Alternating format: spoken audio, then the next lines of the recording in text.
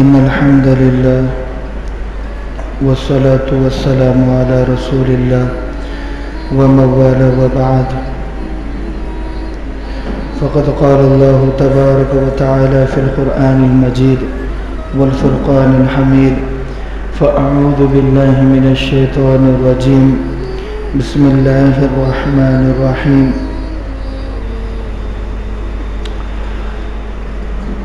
قل أعوذ برب الناس ملك الناس إله الناس من شر الوسواس الخناس الذي يوسوس في صدور الناس من الجنة والناس.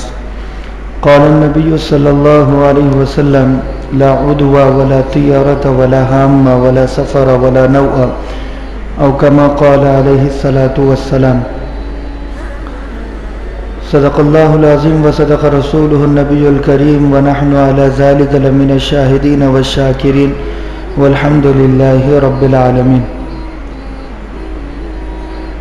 سفر المظفر کا مہینہ چل رہا ہے اور آج غالباً آدھا مہینہ گزرنے کے بالکل قریب ہے. اس سے پہلے فیملی ریلیشن شپ، آپسی جھگڑوں کو کیسے ختم کیا جائے، اس پر بات چیت ہو رہی تھی. اب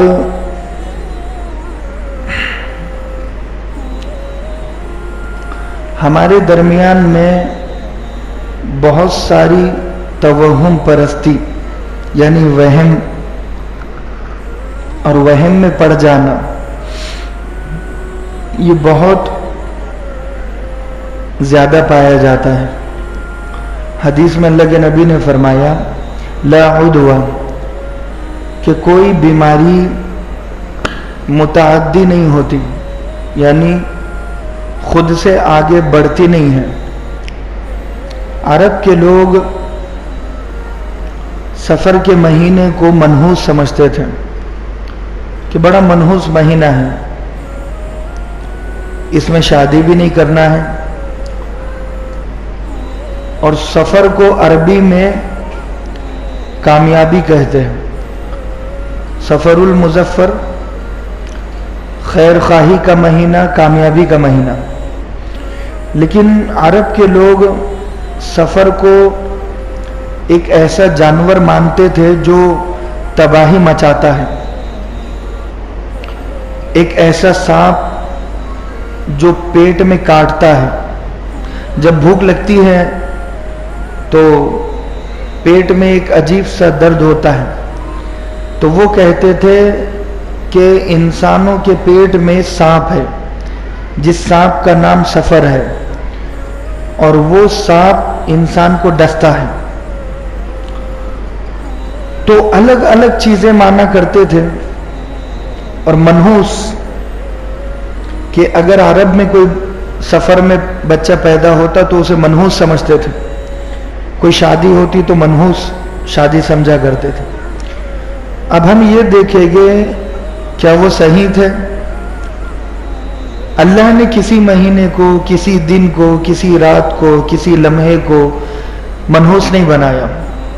کسی جانور کو، کسی انسان کو، کسی کے قدم پڑنے سے کوئی منحوس نہیں بن جاتا. ایک بڑی بہترین حدیث ہے، ابن ماجہ کی بھی ہے اور بخاری و مسلم میں بھی ہے. حضرت عبداللہ بن مسعود رضی اللہ عنہ فرماتے ہیں اللہ کے نبی صلی اللہ علیہ وسلم نے فرمایا: بذریعہ کشف، یعنی کشف کے ذریعے سے، کشف کہتے ہیں کہ اللہ کا خواب میں کچھ بتانا. جیسے ولیوں کو کشف ہوتا ہے، لیکن ان کا کشف ضروری نہیں ہے کہ وہ حق ہو، لیکن نبی کا کشف حق ہوتا ہے. تو اللہ کے نبی نے خواب میں دیکھا کہ بہت امتیں ہیں اور ہر امت کے سامنے ان کے نبی کھڑے ہوئے ہیں. ایک امت ایسی دیکھی کہ ان کے پیچھے دو ہیں ماننے والے. زندگی میں انہوں نے محنت کی، دعوت کا کام کیا، مگر دو لوگ ماننے والے. ایک نبی کے پیچھے 12 لوگ، ایک نبی کے پیچھے 100 اور ایک نبی کے پیچھے ہزاروں. جو جتنا نظر دوڑائی تو ایک نبی کے پیچھے ایک بڑی امت ہے، بڑا گروہ ہے. تو اللہ کے نبی کو تمنا ہوئی کہ کاش یہ میری امت ہوتی. تو حضرت جبریل سے پوچھا خواب میں ہی، تو کہا گیا یہ موسیٰ علیہ السلام کی امت ہے. اس کے بعد جب نظر اور دوڑائی تھوڑا آگے تو ایک بڑی امت، پہاڑوں کو جس نے بھر دیا، سمندروں کو بھر دیا، جنگلات کو بھر دیا، شہر گاؤں، جہاں تک اللہ کے نبی کی نظر گئی وہاں صرف انسانی انسان نظر آ رہے ہیں. حضرت جبریل کہنے لگے یہ سب ایک امت ہے. اللہ کے نبی نے پوچھا کہ کون سی امت؟